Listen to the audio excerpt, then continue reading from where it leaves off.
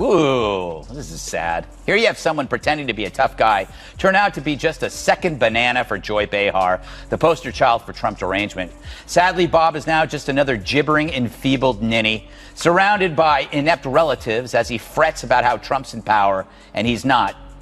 See, Trump's rise coincides with De Niro's decline. And the person who knows it most is De Niro. He's a fine example of how not to turn loss into bitterness. There are plenty of people who don't like Trump, but don't let it warp their minds or their ability to speak aloud among grown-ups or The View. But the Schiffs and De Niros of the world are emotionally damaged by politics to a point where they can't even assess their own emotions. What happens when a cinematic icon, whose name conjures up images of raw power and outstanding performances, goes out of character and into the harsh arena of public opinion? Last night, an elderly, confused man went missing in New York. Luckily, a band of self-satisfied elitists found him babbling on the street, threw some pants on him, gave him a stage. Oh my God. I'm going to say one thing. Trump.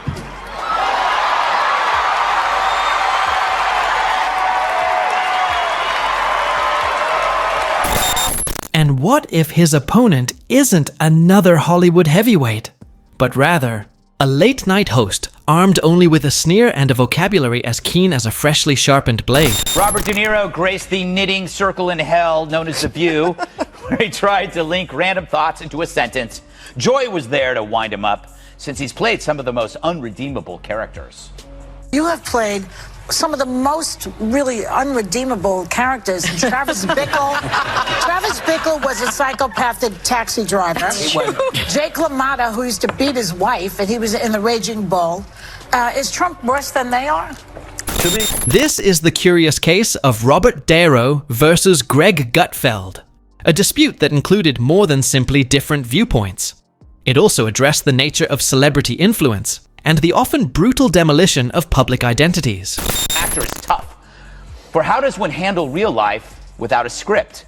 Not equipped to think analytically, you're left powerless when observing your own predictions about life turn out wrong. It's not supposed to be this way, De Niro thinks. Only the cool guys get to win. Sorry, Bob. That's only in the movies, but at least you'll always have joy. The fallout from this war of words has left many wondering if they saw the demise of a legend, or just the long overdue unveiling of an emperor's new and quite tattered robes. It kills me. Talk about persuasive. Really, I was on the fence about Trump, but then I decided to really listen to one of the great generational leaders of American pop culture. And the clenched fists at the end, that really drove it home. It looked like he was pressing a 2-pound weight in a Jenny Craig commercial. Oh my God. Look at it again. It's so cute. It's like he found out the restaurant serves Jell-O. Or that he won a $10 scratch-off, or he scored a cameo in Jersey Shore, or he had his first #2 in a week. Robert De Niro's climb from the dark alleys of Martin Scorsese films to the pinnacle of Hollywood was nothing short of epic. He was more than simply an actor. He was an institution, a name synonymous with cinematic brilliance. Yeah, poor Bob. You know, he's like a star whose girlfriend dumps him for a bigger star who's in the White House, while you're in Dirty Grandpa. Oh, man. So now the resistance is reduced to applauding tantrums. Who knew De Niro's lasting role would be irrelevant gas bag pleasing irrelevant peers? And he's doing this as Trump organizes a summit. Not a war, a summit. And you got to wonder, if it were President Hillary, Bob's choice, would you actually have a summit or would you have a war? But forget deeds. What matters is adulation received from an emotional display before a packed sea of millionaire lemmings. So who cares that Trump meets with North Korea? It's no meetup. Characters like Travis Bickle in Taxi Driver and Jake LaMotta in Raging Bull played more than simply parts. They were cultural touchstones. Studies in brooding intensity that contributed to his status as one of his generation's best performers. His power was evident. Joe clearly has thought about this, more so than his career. His choice of roles is now down to cinnamon and lobster. He was then asked about the Trump kids. At least he doesn't want my kids to take this the wrong way. I don't want my kids to take this the wrong way, but if my kids did what these kids did, I wouldn't want to be related to them. I would disown them. He definitely considered this more than his work. His possibilities for roles now seemed to be restricted to cinnamon and lobster. Then he was questioned about Trump's children. At the very least, he did not want his children to interpret it incorrectly. I don't want my kids to take this the wrong way, but if they acted like those kids, I wouldn't want to interact with them. I would disown them. What a sad end for a great actor. He went from Raging Bull to this. You know, De Niro kind of represents Hollywood in the sense that they realize that they're losing influence with the public, and that's what's generating the emotional response. They've never felt less important. But then, something happened. Subtle at first, then louder. De Niro, who was previously seen as shy and quiet in public, became more assertive. His attention switched from imaginary villains to real-world political people, whom he deemed repulsive. Let's go to, I think he was in Canada, Toronto, opening a restaurant or doing something, and this is what he had to say. And I just want to make a note of apology for the idiotic behavior of my president. It's a disgrace. And I apologize to Justin Trudeau and the other people at the G7. It's disgusting. You know, I actually feel bad for him because I think he's one of those people that has never emotionally recovered from 2016. This is a guy who's got serious Trump disorder. This change was noticeable, and perspectives on it differed greatly. Some saw it as a courageous effort by a concerned citizen to use his large platform to advocate for what he thought was right. Others saw something more troubling, a developing narrative in which, as one commentator put it, Trump's ascension corresponded with De Niro's decline.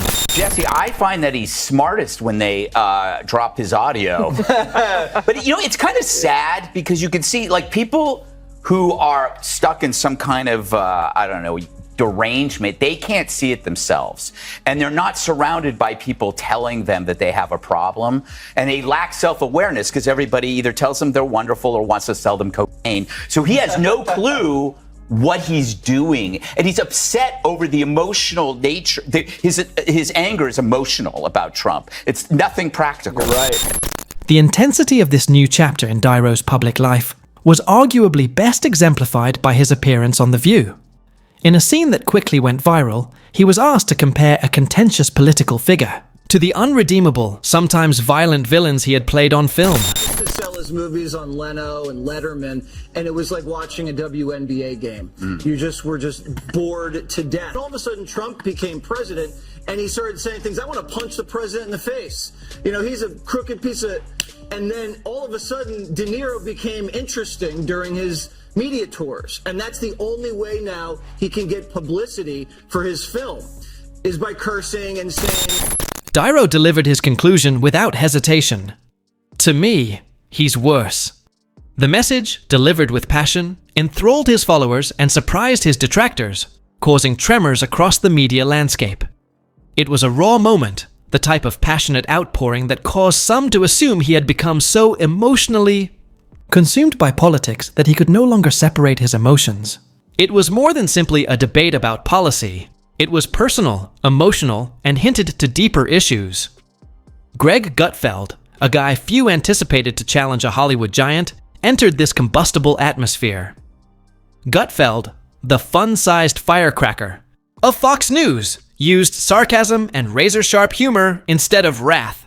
His late-night program swiftly became a vehicle for deflating what he perceived as inflated egos and questioning popular narratives, particularly those from Hollywood. This simmering conflict was headed not to a boxing ring, but to the much more explosive court of public opinion. One spectator described it as a vicious verbal smackdown that made Raging Bull seem like a meditation session. De Niro attempted to exude hardness, relying on the scary image that had made him renowned. Gutfeld, on the other hand, was prepared with a counterpunch based on precision rather than overwhelming power. Gutfeld's demeanor was disarmingly clinical. No yelling, no rage. Instead, he delivered what many dubbed a sarcastic takedown, employing dry wit powerful enough to drain a rainforest. His criticism was based on a well-crafted argument. De Niro, a master of the prepared line, crumbled when the teleprompter was removed, and real-world politics required spontaneous thinking. Gutfeld argued that amid the unplanned turmoil of contemporary debate and fluctuating political tides, De Niro seemed lost, especially when his own forecasts about public life proved incorrect. This was not how things were meant to happen. Gutfeld insulted a man who believed that only the cool guys were meant to win. But Gutfeld's most destructive blow may have been the charge of irrelevance. This wasn't only about Diro's age or changing positions. It was a devastating accusation that he had confused legendary stature with timeless, unassailable knowledge. Gutfeld focused on Diro's political posturing, such as his clenched fist at an awards ceremony. He likened the move to someone lifting a 2-pound weight in a Jenny Craig advertisement, eating Jell-O, or winning a little lotto scratch-off. Gutfeld made it apparent that theatrical flair does not equal substance. He depicted Darrow as an out-of-touch Hollywood elite who rants in unwelcome interviews, but his political opponent is promoting peace rather than conflict. He identified a trend in Diro's utterances, such as apologizing in Canada for "my president's foolish behavior" and threatening to abandon his children if they behaved similarly to Trump. To Gutfeld, these were not mistakes. They demonstrated Diro's self-righteous fury and detachment from ordinary Americans. His takedown was based not on indignation, but on reflecting Diro's own statements. Some interpreted it as evidence that Hollywood's elites, feeling their declining power, were responding emotionally. Gutfeld did not shatter the myth. Rather, he softly deflated it. The uncomfortable reality they exposed had a greater effect than the jokes themselves. So what do you think? Drop your thoughts in the comments section below. And if you don't want to miss out on the hottest celebrity news, make sure to subscribe to Daily Finder.